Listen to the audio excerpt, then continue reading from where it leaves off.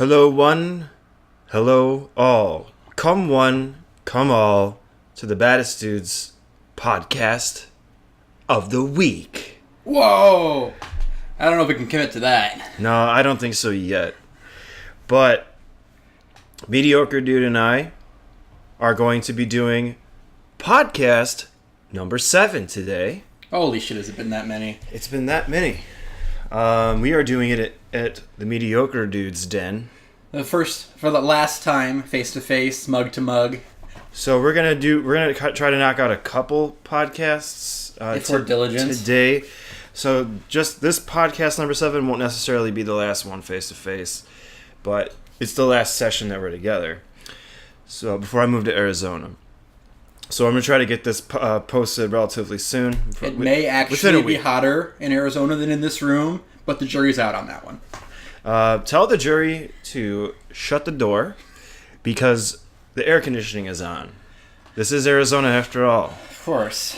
So yeah, I'm moving to Arizona next week. I probably won't post this until I'm actually in Arizona when I'm bored and have nothing else to do. I see where I rate in your list of priorities. Right. So get back to the corner where you belong. Today's podcast, we're going to do a topic that's actually quite controversial in a sense, but it's a little controversial. Essentially, people play video games sometimes way too much, and it affects their health in that. What Mediocre Dude, why don't you tell them the topic for today?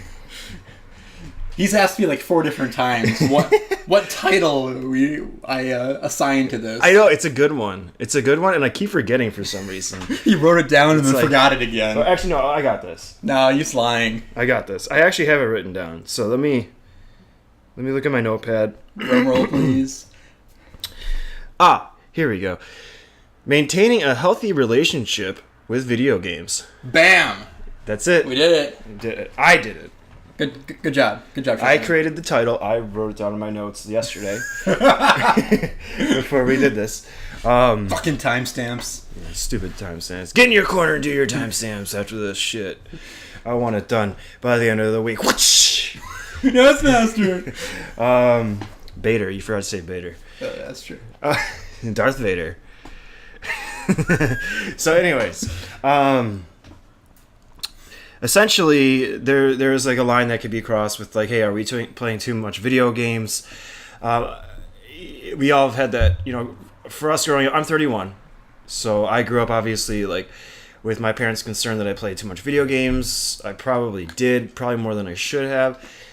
It basically got to a point where my mom and dad gave my brother and I like an hour a day. And it sucked. How do you live? That's good parenting though, apparently. It's true. It means that they're concerned that I was playing too much.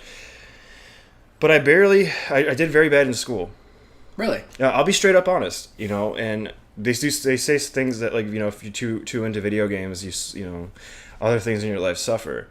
True. I did poorly in school, not because, I wouldn't say that I was, like, dumb or didn't get it or... I mean, I would. But... Yeah, but, like, because lack of interest. Right. Like, I would rather just play video games all the time. Final Fantasy VII in particular. Yep. I may have talked about this before the podcast. Yes. But definitely. For the sake of this podcast, I'll bring it up again because it's completely necessary. I had like a huge project due that they gave us weeks to finish. I didn't even start it till the night before, like 8 p.m. And needless to say, I ended up getting an F. What was I doing? Spoiler alert for those that aren't familiar with Final Fantasy VII. I was in the clouds when he was in his coma. That is a pretty gripping sequence. So I couldn't stop playing. And I had friends over that wanted to watch me play it. You were streaming before there was streaming. I was streaming before. Yeah. I don't know. I've always been considered a really good video game player in my community growing up. People like to watch me play. So that could have led to that. To this today. But I played a lot of video games as a kid. Seando used to make fun of me. Like, him and my brother used to go out and play outside and do stuff like that. Well, I would stay inside and play Resident Evil or Final Fantasy. Seando will never let me live that down. He always remembers that. So I think I may have played video games a little too much as a kid. I don't regret it because I had a lot of fun doing it, and I actually got out of the house and did a lot. Without me talking too much, No, actually, I think I'll let you. our childhoods were relatively balanced in that respect. Okay. For me, I think it got worse in that respect later, like in high school. And with games that were even longer and more demanding than Final Fantasy VII. Like Final Fantasy XI, which is essentially the Final Fantasy EverQuest. Ah, yes. That took up a lot of time. I had some good friends playing with me, but it would be very difficult to plan to go out. Because we'd be like, we have Saturdays, Thursdays, Tuesdays, and some Fridays kind of booked with Final Fantasy stuff. Mm-hmm. And these were things that, a dozen people were counting on us to be there for. There's a lot of pressure to keep active with it. So other social aspects would fall apart. Right. And this was years for me. Mm-hmm. So yeah, absolutely. I'm still friends with all of the people that I played with, whether we're playing or not. Mm-hmm. So they were definitely valuable relationships, but getting there, sometimes there's definitely a cost to pay. Mm-hmm. So when is basically the main theme of the podcast is that, for this episode is just basically like, when is it considered unhealthy? And I think that there's kind of two ways to look at this. First of all, managing how much of your time is devoted to video games, as well as once you've found that balance, how do you use it? Like how do you strategize the time that you spend playing video games as well? Yeah, and as a kid, obviously, there's way more time to play video games. So in free time, you don't have to go, like, outside of school, basically, you don't really have very many responsibilities other than, doing chores or whatever. So it's easy to get caught up. As you go into an adult life, there's so much to do outside of work that you're very limited to how much you can play. So going with what you said, how do you strategize what to do at that time? Right. With that said, it's healthy to perfectly fine. There's a lot of people out there that play an hour a day, before bed or whatever, just like watching a movie. Yeah. Or whatever. That's perfectly healthy. You the day is done. You've done all your stuff. I think it's for the people that spend 8 hours a day or so when they have responsibilities to take care of. That's like the huge problem. Yeah, absolutely. Mm-hmm. And that's not a good way to strategize. And that is a place that I've frequently been. Me too, as well. But even more than that, by the way, I had a thought there. Oh, you did? While you were talking. Oh, okay. Did it leave you? It's sweated out of my body. Yeah, it's pretty hot in this room. It's not even Arizona. Well, it's more humid than anything. Yeah. And we got a fan over there that's not even on us, but that's fine because I don't want to smell you. I see how it is. Yeah, because it would go right through your armpits to my nostrils. Not saying you smell bad. It's just a unique, an acquired scent. Right. Would you like to acquire it? Not today. Maybe next week. Okay, what the fuck was I gonna say? Yeah, what were you gonna say, Mediocre Dude? Now we all know why you're mediocre after all. Can't remember fucking shit. Along with saying that you should play like an hour a day, that would be a healthy way. That assumes that you've done that after meeting all of your obligations. Right. But video games sometimes, particularly like free-to-play games and MMOs, they put you on the schedule where there are daily rewards to accumulate each day. You've seen that in Hearthstone. Right. And it may be that those things become obligations in your mind. So kind of like... So like you need to do those before anything else. And it may push aside real obligations, or at least just lump themselves with them such that it's not residing in your free time. It's in your mind work time. And that kind of leads to our video games and addiction. Because, like you said, it's filling the real world obligations that we should be focusing on. We get that same exact sense with video games. Right. So in return, we're playing the video games instead of doing what we need to do outside of that to fulfill our daily lives, our lives. Yeah, and we can feel like we're accomplishing things, whether those things actually matter or not. Right. I mean, so like, what are some sort of like signs that you can spot on yourself to save yourself, or maybe even from other people telling you that maybe it's time to cut back a little bit? Honestly, there was recently a free-to-play game that I quit and immediately felt better. It was just like, that weight has been lifted. Mm-hmm. I don't care about that anymore. I'm not going to do that anymore. And I felt better for it. Free-to-play game? Was that like a card game? Yeah. Okay. Yeah, the free-to-play games and it's also MMOs too, like anything to do with like multiple people. It's easy to not stop because you are having that social aspect. So that kind of keeps you going in a way. And they're structured in such a way that there's always a reward. Right. Just an hour away. Mm-hmm. So you're just constantly just doping on that hour reward. Right. So it's almost like video games do have such an addictive nature to them.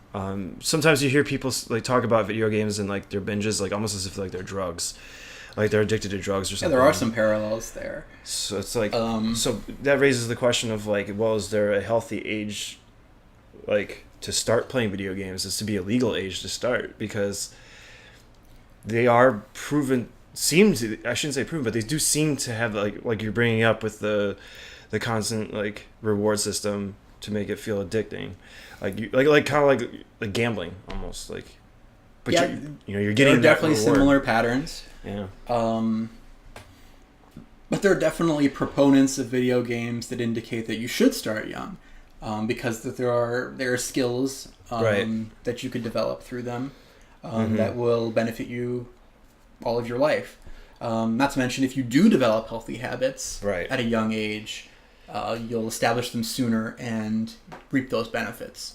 Correct. But there's an interesting thing where, especially if you have, I don't know, maybe this is too personal, maybe too specific to our experiences, but we, like almost everybody I knew had divorced parents.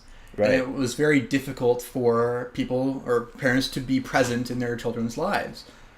And I think that can lead to turning to video games.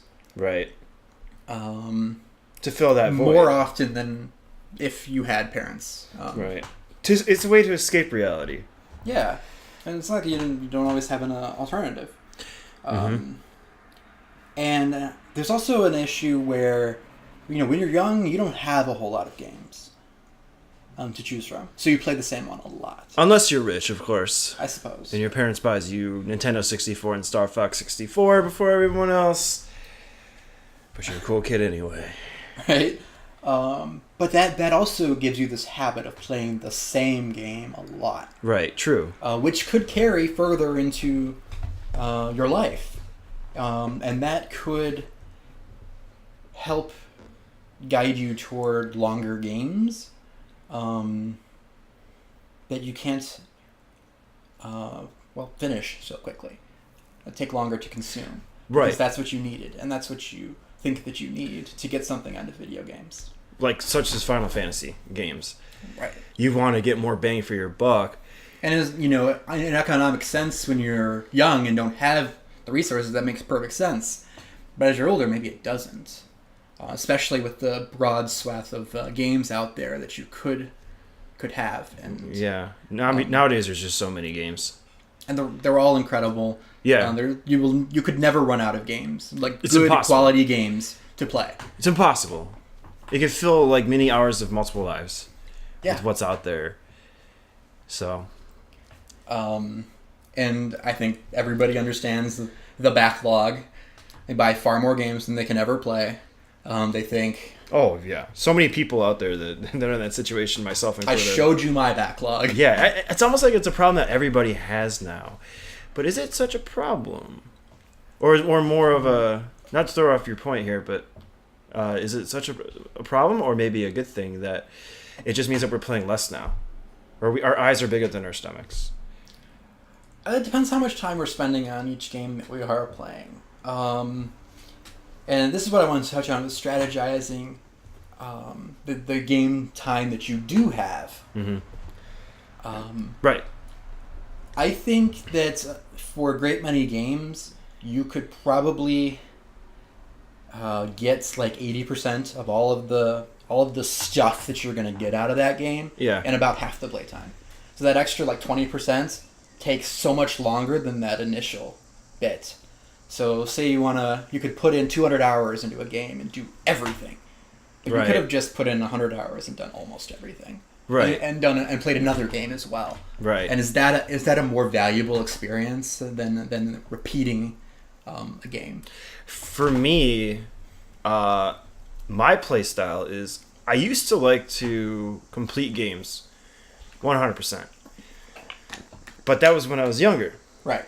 I had the time for it and less games, so going with your point. So I had more time to spend on my individual games. Now I have so many. My rule of thumb of how I play a game now is I go through the game's story and try to accomplish as many side quests as I feel along the way, or whatever I can find along the way.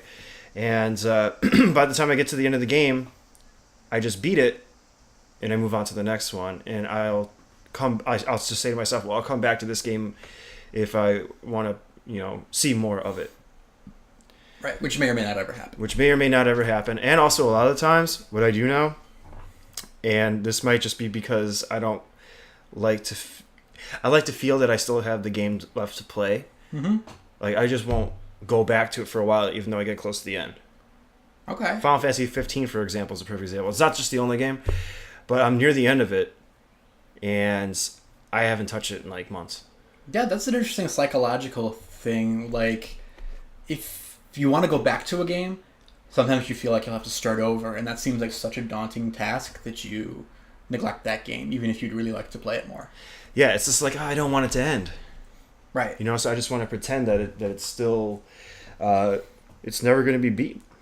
But I wanted to bring up that we were talking, the negative sides about kind of just playing too many video games, but also at the same time you brought up, the positive sides. Like, there are positive sides, increases your brain response power type deal, makes you faster to respond to external stimuli. It's like a yin and a yang. It is just a matter of finding that balance. And that's with everything. To make it a healthy experience to play video games. And I think that, video games have things that are very compelling about them. They have systems that are designed to make you feel good and to keep you coming back. Those are things that you could get from a great many other places, such as simply socializing with people or drinking. Many ways that you can feel good about yourself. Right. And some of them can also be vices. And when they become vices, you may want to look at reasons that your relationship with those things becomes that way. Am I losing you? No. So basically, moderation is what you're talking about. A little bit, yeah. And it can happen to anything. Not to hone in on video games specifically. Right. Is not paying respect to the art, or really reality at all, because many maybe more acceptable things can be this way as well. Okay. I maybe not. Maybe gambling problems aren't more respected, but they're not demonized in the media the same way. Now, although they always you say have a gambling problem, please call this number. Right. It is recognized as being a vice. Absolutely. But yeah, but it is. I see where you're kind of going. This could be going in the territory of where video games are kind of looked at as being evil just for the sake of looking at it as evil. Whereas gambling is evil, but we kind of hold it in a higher regard. Yeah. Kind of deal. Mainly probably because it's been around for a long time. People understand it. Many generations accept it. Yes, it causes bad problems, but at the same time, there's a lot of people that benefit from it, which is why it still stands. or or I should say, it's still kind of reflected in a more positive light than the downsides of video games. And there's a funny thing about the detriment to video games, because what it really is stasis, for the most part. Not so much destruction, the way gambling or drug addiction can be. Stasis. Staying still. Staying still. Like, not rather than making negative progress with your life. And I know it's not really a glowing review to say that a crippling addiction, at least it's not crack. That's an interesting point that you bring up, because, like, you basically spend all this time playing video games. What else could you be doing productive? Right. Like, I had like a work buddy of mine from my previous job, an electronics retailer store. He plays like a lot of WoW, and he always jokes about how like he wish he can get those, those hours back that he put in, those days back even. Mm-hmm. Imagine if I quote him. It's imagine if I put those hours into learning piano. Right. And I like to say back, it's like, well, you got to look at it the right way, is that you did video games because that's what you wanted to do. If you wanted to play if you wanted to play piano, you would have played piano, right? Because you would have had that inherent desire to do so. But you didn't. You played video games. If you decided to try to play piano, you would probably have stopped and went back to playing video games. So your regret is null and void, in my opinion. And I think that choosing another generally hobby activity as a replacement is interesting, because it doesn't really mean anything either. They're both wastes of time in a way, to all but like the greatest musicians that really share their work. I wouldn't say they're a waste of time, though. No, neither are really. Well, but yeah, no, I know. Okay, compared to learning a skill that will better your career, because that's really what we're looking at. Right. We're looking at if we're talking about a waste of time, quote unquote, we're talking about something that's as opposed to building a career. Right, like not going to school. The way our culture is right now is you're kind of valued based on your career. Oh, absolutely. And that's maybe why, well, even drug addicts and video game addicts, I suppose, could be looked down on, because they don't have that career part in their lives necessarily. Right, like spending way too much time in front of the TV and not enough time in front of the computer doing their research. Wait, are you jabbing at me? I'm jabbing. Moto jabbing. No, I totally get you. Our society is very strict with that. Like there's like a set, chain of events that you have to go through in your life. Like you're born. You learn to crawl. Fuck that! I wasn't born. You learn to walk. Yeah, fuck it. You were made. I was made too. Into a soldier. Yeah! Fuck! They haven't even seen that yet. It hasn't been posted. No. Oh yeah. That's gonna be fun. We got Quinn Ross editing that series now. Final Fantasy VII. Yeah, so like there's these expectations from people in society of like, you got to do this, you got to do that, you got to go to school, you got to pass all your classes, you got to do this. Anything, what you're trying to say is basically anything that you do that doesn't go to a career, like make you a better engineer at something, or let's say like a better businessman, or better at selling things. Better at getting suckers to give you money. Exactly. If you're not contributing your time to things that help you, quote unquote, make money, really, really is what it is at the end of the day, you're wasting your time. Video games have been seen in our generation, since it's basically we're the first kind of real generation, considering that the average video game player is 33 years we last looked? Yes. I'm 31. So, and you're what 20? You're 30, right? Almost 30. So that means you're 29 then, by logic. Good job. So that means we're basically in that like little range of the average gamer. And you were saying it was like a couple of years ago, it was like I'm just guessing. It was a little less. It's probably trending upward. Like it's growing. But, you know, we're at the rate now where we're going to have adults play video games. Or, I mean, not adults, but, like, old people. Like, right now, I don't think we're completely there. Right. I'm talking, like, you know, in their 70s. Well, the people who grew up with them will still. And, in fact, I imagine as people who are acquainted with gaming retire, I think there'll be a huge surge in that population playing games. Right. So, it's really interesting to see, like, what the younger crowd is going to be like. But back to the point, though, you know, we're expected all these things to fill our time with, like, well, even some people look at music as not a waste of time, like being, you know, a good musician, even like it's an art, you know, that's very well respected, and there is music is very important. If you're good at it, to a lot of people, such as myself. Yeah, and I love rocking out. Yeah, but even like with, like, you know, classical music, like, you know, orchestras and operas and that kind of thing. Like, if you can get to that level, that's super productive, and that's actually that's contributing that's to a career, then. That's like high society stuff. But I guess even more to the point, what I'm trying to say is that, you know, video games, we grew up in an era where we're the first ones, kind of, we're like the guinea pigs of this, since we're like in the average age group.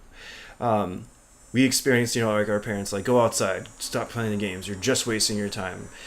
It could be looked at like you're just watching TV. Right. There are lots of ways to waste your time. And I'll just say this really quick. I used to say this point all the time when they said that I'm playing too much, you know, video games, stop playing video games, but they'd be okay with me to turn the video game off and watch TV. Right. I'd be like, well, wait, what's the difference? Like, you right, guys, exactly. you guys, and you guys are also sitting in front of the TV. Why is it okay for you to watch TV, but not okay for me to play video games? Because they grow up with it. Like the same amount of time that you guys consume television. Right. I mean, and obviously, I'm not going to argue that television is a waste of time, but there's this other metric where it's not contributing to your career. You should question it. It's more brainwashing than video games, in my opinion. I know that's debatable. I'm a major proponent of television myself as well. So okay. it's a part of my life as well. Sure. I love TV too as well, but I am very on the side of I'd rather play a video game. Right. But this is only referring to a very rigid, like, things that contribute to your career are things that don't. That's it. Right. There are a great many of things that don't. Right. And I was saying for any one of them to fall under scrutiny is, in particular, is a little questionable. Right. And I was kind of going on basically the side of the fence where you play too much video games. Fuck, I lost my train of thought now. Damn it. This podcast can be like 3 hours. I'm just going to post it raw. Yeah. With all of our shit talk. But I do want to say, though, that, you know, going back to TV versus video games, to me, I feel, in my opinion, are more mentally stimulating, and you actually interact with them. Right. So you are doing something. Yes. It appears that you're just sitting in front of a TV pressing buttons. I used to be made fun of a lot for just being a zombie pressing buttons. But I don't know what's going on in your brain. But there's wheels turning in there, helping me think faster and everything. A hamster spinning the wheels in your head. But I will say, like I said before, going back, I did suffer a lot as far as school goes. I barely graduated high school. Right. I was in the same boat. And now, actually, let's go into this now. I do want to talk about this. Basically, I went through a period of kind of growing out of my, I'm not going to say video game addiction, I'd say my video game obsession. Right. And a common term is compulsion, to avoid addiction. Right. Maybe I'm in denial. I don't know. But that's kind of part of the theme of today's podcast. I want to address, you know, the how things can actually, like, you can break away from it for a while. I think it started in middle school, like late middle school. I started to do more things outside and with people, and I started to appreciate, not playing video games as much, not shutting myself away from the world. Especially in high school, I started getting into skateboarding. I still played video games, and that's actually when I met you. But I put video games on the back burner, and for the first time in my life, I was like, okay with not playing video games for like a whole day. Right. So because I used to play, I had to get my fix in every single day. But you know, it's like, oh no, I'd rather. It's almost as if like I just lost it. I was like, yeah, I don't want to pick up the controller. I'd rather just go outside, go to a friend's house, you know, skateboard, hang out, play board games, do something else. Yep. And it scared me. But that's when I skateboarded a lot. I got pretty good at it. I made a lot of good friends in high school. Quinn Bross being one of them, KC being another.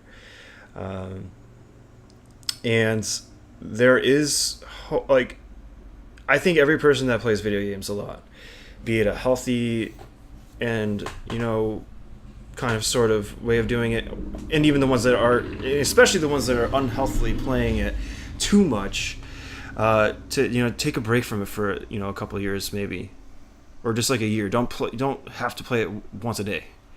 Right. Just to try that, just so you can understand what's out there, and that really helps me figure that out and not just end up becoming a quote unquote video game burnout. Now, let me ask you this: how easily do you think you could do it again where you are now? Well, it's different now. Because you made a business of it. But yeah. But also the drive to make a business of it speaks something of what you wanted to do with your life. Right, exactly. I realized after I went through the you know, those experiences, especially then going to college also. Right. And on the later end of college, I actually started to get back into the way things were. I started to miss video games. Mm-hmm. The craziest shift happened. Well, first of all, I barely graduated high school because I was obsessed with skateboarding and other things. So I didn't do my schoolwork. So it was weird. I've always had this kind of personality where it just shifted from video games to like friends. Yep. Hanging out with friends, skateboarding, that kind of thing. I barely graduated high school. Skin in my teeth. I failed my shop class, and I had to basically talk to my teacher, the failed paper, like, hey, I really need to graduate with my class. I don't want to have to stay an extra year. All I need is this D, right, and I can graduate. And you always wanted the D. And he's like, all right. He took out my failed test, and he's like, I'm going to give you an opportunity to answer some questions here. If you can get them right, I'll let you pass. So he did. Long story short, he let me do it. I answered them correctly. He gave me a passing grade, a D. I think it was a D minus, which allowed me to graduate high school on time. Boy, was that great. So then I went to high school. You know, still kept up with the friends. Even started a club with my friends called the Outdoor Adventure Recreation Club. Wow. With I think Seando, Quinn Bross, KC was in it, and myself. This was the Baddest Dudes. This was like the Baddest Dudes. Seando actually still has his OAR. We call it OAR. Not to be confused with the band. Not to be confused with oars that paddle canoes. Exactly. And it was actually Quinn Bross's older brother was a part of it, and his sister. And we would go. We went on a trip. We were able to raise money, go on a trip. We actually had an event where we barbecued. We had a live band, that kind of like our friends and stuff, and that was really fun. And the whole point of what I'm trying to tie into all this is that this is like kind of what I went through on this hiatus of video games. And I transferred to university, really got into it, and then like back to where I was before. I started near the end of it. I really started to miss video games again, and it's like, man, I just want to spend time with them now again. So what happened was I ended up playing them a lot more, and more and more and more and more. And I was watching YouTube at the time. I'm like, oh wow, video games are really exploding now. You know, this is back in like, you know. Well, 2007, 2008, I was into it, you know, during college. But then, like, after 2011, when I graduated, I was getting even more into it and fascinated and just playing more and more and more because it's like, this shit makes me happy. I never got full-blown, like, I always held a job. Never got too into it where it would mess my life up. And it still hasn't. Like, I still, you know, hold jobs. But going back to what you're saying. Yeah, I definitely wouldn't, like, accuse you of losing aspects of your life, but at the same time I feel like every time you've seen people who have, you identify with them a little bit. Right, and to bring it all home, my point all home without ranting too much about it, is that time period I had, basically starting at the end of middle school, beginning of high school, getting away from the video games for a little bit and coming back to it eventually, coming full circle, made me see the importance of not obsessing over it so much, and remember to keep a healthy balance of other things too. Right. Which I think a lot of people that are stuck in the unhealthy camp don't have that. They don't all go through that. I also took a break from video games my junior into senior year of college. And I think I was actually a lot happier for it for the time. I mean, I was crazy busy. Like, in my program, the first year, or the first semester, your junior year, they have you hit the ground running. It was like an 18 credit hour load. It was nuts. Mm-hmm. Really busy stuff. That's nuts, yeah. And to keep up with it, I just had to give up like basically everything else. Mm-hmm. But I was kept engaged. I met a lot of people. You know, I was happier that way. But after college, after a few months, video games came back. And I don't know if it'd be easy for me to give them up again. Mm-hmm. It really is like an AA meeting, huh? It really is, yeah. I mean, that's the thing. I mean, that's what's so interesting about this topic, is that we're both a part of this quote-unquote epidemic. Right? So, it is like we're in an AA meeting. And we both consider careers where we're making video games part of that. Mm-hmm. I think mine is maybe considerably riskier, as I haven't produced anything yet. But you have ideas, what we talked about today. Yes, I can't say anything yet. Right, I figured, but yeah, it's in the works. He's actually. I can't say anything, but what he told me today actually is very intriguing, and I think it's a very great idea for a game. Thank you, sir. Yep. So he's got the wheels turning. I asked him if he had anything written down yet. He said no, it's all up in his head. So hopefully, I don't get murdered in the next 3 months. Right, and I don't drop my head and lose all of Mediocre Dude's knowledge. But I agree. It's something like I've come full circle with it. I've found a healthy balance. I've maintained a healthy relationship with video games through going out, adventuring, exploring, doing new things, new experiences, and coming back to it. And I realized that I do love it, and I'm not going to give it up. And I know that I'm older. I'm in my 30s, and just because society tells me that I'm too old to play video games, I'm not going to stop. It's just a matter of maintaining a healthy balance. And like you said, I love it so much that it is what I want to do with my life in some way, shape, or form. Right. Because they always say to do what you love to do. But unfortunately for us, there's this sort of stigma with video games and age. Yep. Like, it's like, well, do what you love to do, but don't do that. Right? And there's always something that is in that position. And I felt like I had to fight that. And YouTube is what inspired me, because I realized there was other, adult gamers my age that were doing this. And that filled me with confidence to do it myself, even though I knew where we live, it's kind of unheard of to do that shit. How many other people in this area do you know that do this? Yeah, I'm actually surprised when you have some friends around here interested. I mean, surely you've drawn in your friends, but you've also had some other acquaintances mention wanting to get into it too. Yeah, it's almost like I feel like in a way that I'm inspiring the people that want to do it, that kind of were in my situation, where they were like, they kind of had an idea to do it, but there was things holding them back.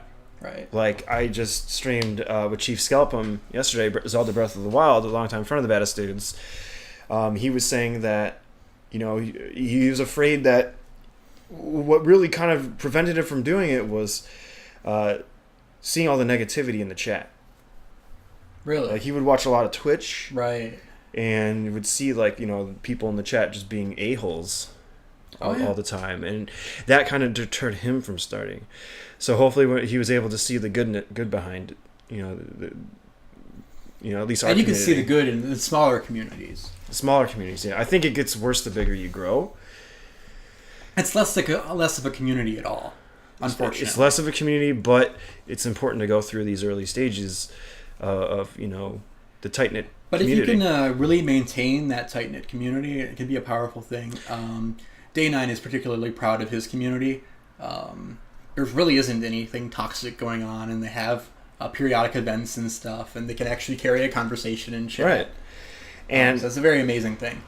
And what's interesting is, and how this ties into our subject today, is that basically you got a whole bunch of people growing up being ostracized by society that you're playing video games, but yet there was no form of communication that was super strong until the internet happened and message boards, where we started to realize, like, hey, we all feel the same fucking way. Right. And that's how it all exploded. And it was almost as if once we discovered that, we built a community, we strengthened ourselves, and that can attribute to a healthy relationship to video games. We can all help each other out. And it could be that establishing yourself as a career streamer or developer could be a true sign, a true mastery over balancing games and career. Of like really harnessing the skills that you've learned, all the time that you've spent playing video games, and hopefully taking on the responsibility of designing games that nurture your players that do play them, perhaps successively as they grow up, to prepare them for emerging into the real world. Right. And as I was I was saying about my friend from my previous job who said, it was like, well, what if I played more piano? And I responded, it's like, well, I don't regret all the hours I put into video games. That instead of going the route of crying about it and regretting it, I'm an avid fan of turning lemons into lemonade. And I told him about the YouTube thing, and he's actually he actually used to do that a lot too, back in the way back in the day, before it was so he knows the whole thing. And I was just telling him, like, well, instead of me regretting all those hours of video games, they actually helped me to get to where I am today. Right. And you can't just regret everything you didn't do. Yeah. Because you can't do literally every hobby that exists. You can't do it. It's impossible. I think a lot of it just has to deal with the fact that our hobby was always looked down upon growing up. And let's get real. There's constant fear of not having a girlfriend being a video gamer. Yeah. For us growing up, because it was always looked down upon, and it didn't seem like girls responded positively to us playing games. Nowadays, it's like you have full-grown women that are interested in video games, and it's like, damn, where were they when we were that age, 21 even? It was just looked down upon. And now I'm so happy now for the new coming up generations that it's accepted. They'll have ladies. It's accepted now. There's no longer that feeling of being ostracized from society. That feeling of, I'll never get a girlfriend if I don't quit playing video games and start doing something else. That doesn't exist anymore. Yeah. It doesn't. And it's a wonderful thing. And I'm interested to see where it's going to go. I know there's a lot of programs out there to help those that are truly addicted, and there are a lot of people that do have an unhealthy dose. Take an unhealthy dose. It's all about moderation. And I've seen some studies about addiction specifically, and addiction isn't about the item addicted to. There are underlying problems that need to be addressed. It doesn't matter what the addiction is about. Mm-hmm. It's all personal. It's you're trying to say that addiction is from within. It's not necessarily what you're addicted to. It has nothing to do with what it is. Right. Because you could be addicted. It's human nature to be addicted to something. Yeah. So it's just a matter of your preference of your interests. So if like, anything, you just find the way something. You craft the compulsion in the video game to be sure you're not taking advantage of players who latch on to these things. Right. So there is a certain amount of responsibility with developers, but it's not their fault that they make fun things. I mean, really. Yeah, but that's the thing. As adults, we need to know what is a healthy, when to stop, and also for the kids that don't, since we're the adults now, those of us our age that have children, looking at you, Seando, with Zelda, we gotta. Her name's Zelda. She's we gotta know. Screwed. We gotta know when to. I know. No, I'm kidding. I love their name Zelda. Basically, it's like we got to know when, how to parent our kids with video games, since we know how it could be. Right. Now, I've worked in a tax office, and I've seen parents with their children and their tablets and their video games. I've seen some amazing parenting with video games. They play games together. They praise their scores. They have a really good relationship built around these games. It's such a beautiful thing for me to see. That's good. Yeah, and that kind of raises the question of when's a good age. And we've actually talked about this before with Seando and his wife. What's a good age to get your little campers into video games? I think I'm seeing people like 3 or 4 playing video games. So I don't think it's ever too soon. So it really just depends on what they're playing. Like, I mean, I played video games at an early age, but it was I think the way that it was handled to prevent me from playing more wasn't handled the completely correct way. But now that I grew up playing video games at an early age obsessively, I know how to be like, enough of that. Put that tablet down. You played enough Candy Crush. You played enough Minesweeper. It doesn't take long to play too much Candy Crush, though, to be fair. No, yeah. I think it'll be okay, though. That's actually a terrible thing to say, to call out specific video games. But oh, yeah. Well, it's a joke. I don't think anybody here that's going to be listening to this is a huge fan of Candy Crush anyway. Who knows? Oh, so I mean, I'm sure it's a finely designed game. Mm-hmm. I mean, long story short, I'm just glad to see that there's, now that us gamers are older, we can take an actual approach with experience behind it into raising our children and playing video games, and also all the researchers out there that are slowly figuring out that video games can be beneficial in doses. In the correct moderation. So right, and really honing in on those possibilities could make for superhumans in the future, compared to the way we grew up. Right. But there was one other point I want to make. Okay. And I definitely never meant to criticize other forms of recreation. Obviously, socializing with your friends is never a bad thing. Yeah, okay. Unless maybe depending on the friends, but that's not important.